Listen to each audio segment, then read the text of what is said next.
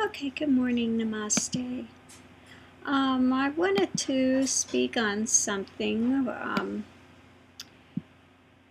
this morning, and I'll just read this. It's from one of the seekers that's new to this path. It says, in the video you speak of let go and let God. Having been immersed in bhakti, I find myself thinking of God in a personal form. I understand that it's only my thought, but I have been taught that it responds and corresponds to an ultimate reality. For instance, Radha Krishna refers to the Divine Personality. I was taught that the bhakta who becomes God realized with the grace of a realized saint, then his senses and mind become divine, and after death he goes to the divine abode of his chosen form of God and lives eternally.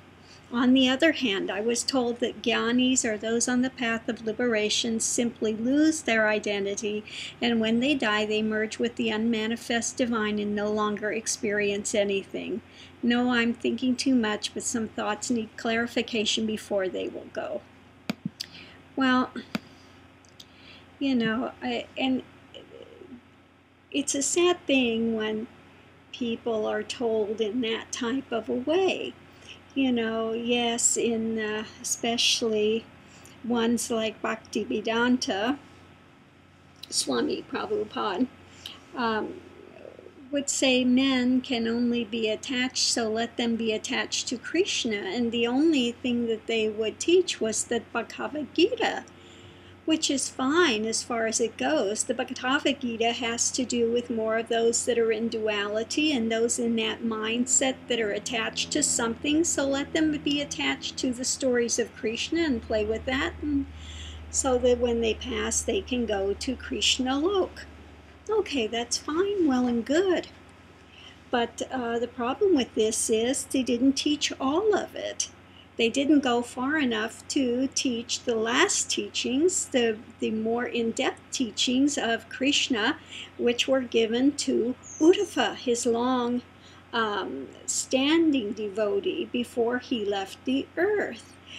So I really suggest that you read the Uddhava Gita, which are the in-depth teachings, which you will find that are very much in alignment with this path. So I'm just going to read a few verses, and you can see where it's going quite rapidly versus where the Bhagavad Gita is going, which is attachments to a form.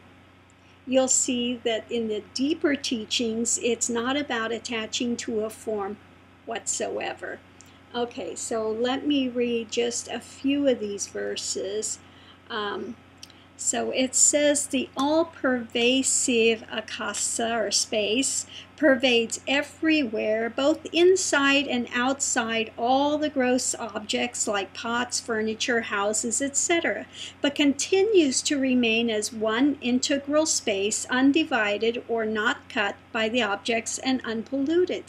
The absolute supreme being Brahman, also having no form of its own, like the electric energy, pervades all beings, movable and immovable as their very self, as the Atma. Okay, one remains unattached and uninfluenced by the body. Just as the same electricity pervades all the bulbs, one should consider his own self, the Brahman, as pervading all the bodies of all beings. It remains one whole without being divided. So what he is essentially pointing you in the direction of immediately is that one is Brahman, your essence, his essence, your essence. All essence in the end is Brahman. Okay. So let's continue forward with this. Water by its nature is pure, sweet to drink, friendly to all, wets everything, and is capable of purifying us. In the same way, a seeker on the spiritual path should be sweet, kind to all, and capable of communicating his vibrations of sanctity and purity towards all who come into contact with him. Let's continue. Fire is always glowing with this effulgence and full of light, which cannot be overtaken and suppressed by others. It never accumulates any objects, but absorbs them all into its stomach by reducing them to ashes, and it eats all types of things, good and bad, indiscriminately. It never gets polluted by the latter's defects.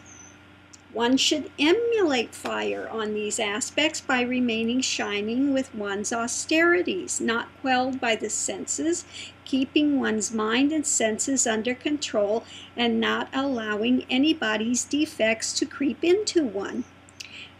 Just as also, one is not polluted by what they are eating. Okay, it all gets consumed. And again, let's look a little deeper. I think you'll see where this is going. Okay, so you keep your own mind and senses under control, and again, don't be looking to somebody else, what somebody else is doing. It says again, keep your own counsel, etc.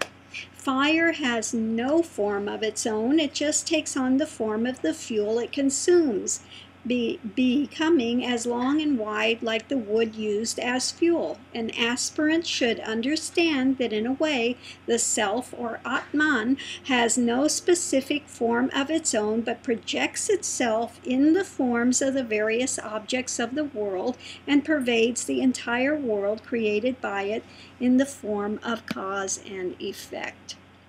Okay.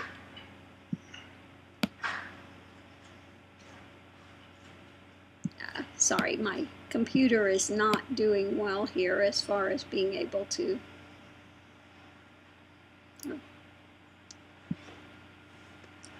Okay. As a result of the passage of time, the digits of the moon wax and wane, but their core, the moon, as such, remains unchanged. The lesson is that at birth, growth, and death are all only for our bodies, while the self or Atman remains the same without any change.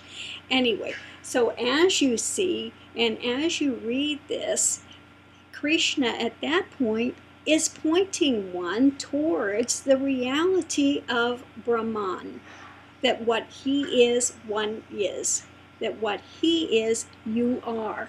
Okay, so rather than being attached to him as a form, he says the difference is I remember all of my lives. You don't remember any of them. Okay, so I'm teaching you. In the beginning stages, he says, yes, just be attached. Be attached to me, and it'll be okay. In the further depth, then he goes into the deeper teachings of Brahman. Okay. So when one leaves the form, one is not going into non-experience. So, rest your mind. If these are the deepest teachings of Krishna, then I'm sure you will be quite fine with not having to be attached to him as a personality and form. Okay, so I urge you to read the Uddhava Gita, Uddhava, and see for yourself what are Krishna's deepest teachings before he left the earth. Okay, and you'll see that it is quite in alignment with this path, quite in alignment with what I am giving to you and attempting to open you to in your own life to find out the reality of Brahman. What is the reality that's in Krishna, that's in everything? It runs like a thread through all of existence, okay? So that is where we are at, and I hope this has helped to assuage some of those doubts that you will, when you leave the form as a realized being, whether you're in form or not, it doesn't matter. that the experience will be there, and you will lose nothing in the end. Okay?